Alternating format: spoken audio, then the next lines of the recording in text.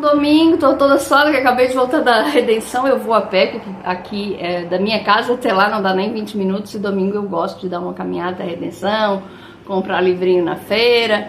E acabei de chegar em casa. Eu quero falar hoje com vocês sobre O Avesso da Pele, esse livro que tá dando maior rolo, que estão proibindo, que estão confiscando. Sinceramente, li um pouco ontem à noite e hoje, antes de ir para a Redenção, eu terminei de ler. É um livro bem fininho, não tem nem 200 páginas e não dá para entender como é que qualquer diretora de escola, professor, qualquer pessoa ligada à educação tenha visto alguma coisa de tão terrível nesse livro.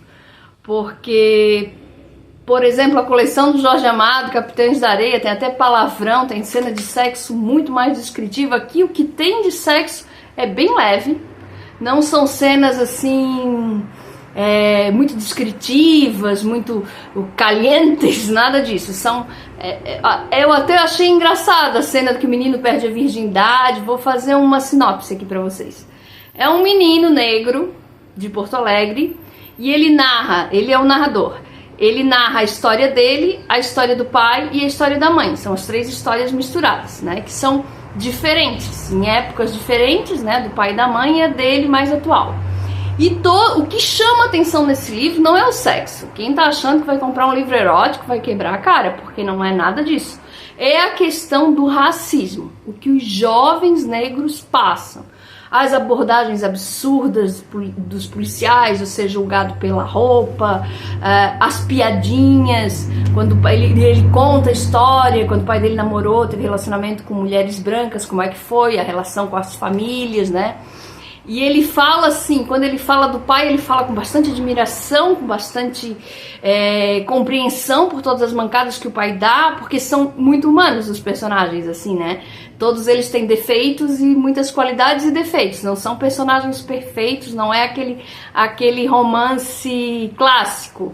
É um drama bem realista, tá? A linguagem não é chula, ele escreve muito bem. Eu já me disseram que eu tenho uma linguagem chula, tenho mesmo, não tô nem aí, mas...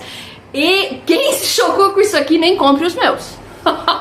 Porque, sinceramente, na Ilha da Santa Inquisição e nos causos da comarca de São Barnabé, eu faço as minhas cenas de sexo e os palavrões também tem bem mais, tá? Acho que as pessoas estão um pouco puritanas. Qualquer adolescente aqui, ó, se eu tivesse um filho de 12 anos, eu daria pra ler isso aqui. É muito legal pra entender a questão racial. Gostei bastante. Fiquei triste com algumas cenas, né? Fiquei com vontade de chorar. Foi um livro que me emocionou realmente. Ele fala do pai com bastante admiração e com bastante carinho, mas quando ele narra a história da mãe, eu vejo que ele fala com uma certa mágoa.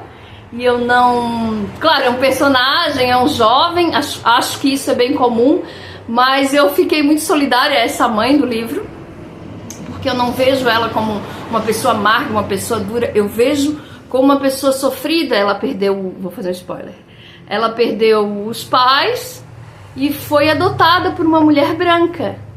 Então ela tem uma visão de mundo um pouco diferente do pai e dele. E aí ele diz assim que ela foi, essa parte eu até não entendi.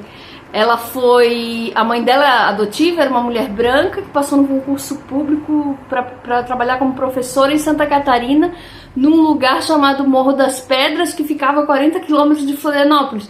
Eu não conheço esse lugar, eu não sei se era para ser ficção ou se eu realmente não conheço, porque o Morro das Pedras que eu conheço é em Florianópolis, é uma praia.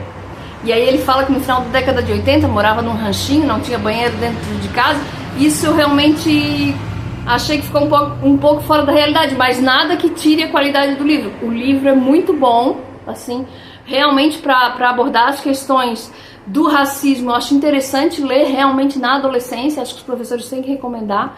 Se forem ler em Santa Catarina, talvez as pessoas percebam essa questão do Morro das Pedras, mas posso estar errada também, pode existir esse lugar, porque o que ele falou aqui de Porto Alegre tudo eu reconheci, né? A Avenida dos Andradas, aquele cinema que tem ali mais cult, ele fala da Protásio Alves, da Oswaldo Aranha, são todos lugares de verdade, não são lugares fictícios, mas esse Morro das Pedras que ele fala, eu realmente morei 43 anos em Florianópolis e não conheço esse morro, não assim desse jeito que ele fala.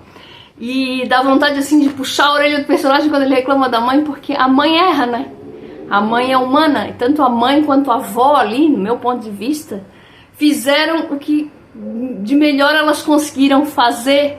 Às vezes eu fico meio revoltada quando eu vejo em algum livro alguém reclamando da mãe, já não é a primeira vez, porque ela é humana, né? E o pai larga a mãe, outro spoiler, bem quando ela tá naquele pós-parto, vivendo aquele drama todo, de ter um bebê, de se dedicar ao bebê e não ao marido, né? Ele não segurou o tranco daquilo ali. É a minha crítica quanto ao personagem ali, o homem, porque eu como advogada vi muito isso acontecer. Tem muito divórcio no pós-parto, tem muito casamento que acaba quando a mulher engravida. Isso é muito real, esse livro, assim, ele é muito real, ele fala muito a realidade mesmo. Toda a minha solidariedade, quero registrar aqui ao autor mais uma vez, e fiquei com essa dúvida só do Morro das Pedras, mas realmente não entendi porque que teve toda essa polêmica. Se vão tirar isso das bibliotecas, vão ter que tirar toda a coleção do Jorge Amado, e grandes clássicos como Cortiço, etc., que tem cenas de sexo muito mais pesadas. Tá bom? Bom domingo pra todo mundo. Tchau, tchau.